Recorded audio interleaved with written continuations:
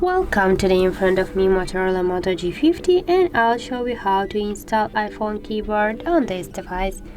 So first go to the Play Store, and here on the search pool type the green Apple keyboard.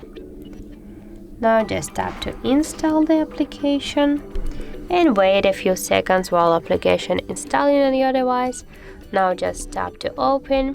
Here click enable in settings, and here you got the green Apple keyboard switcher. Just tap on the switcher, tap to OK, one more time OK, and now just go back.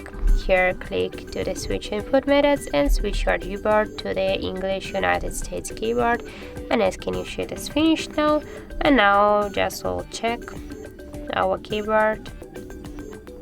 For example, we'll start messaging with someone, and as can you see right now our keyboard is so close to the iPhone keyboard as our emojis.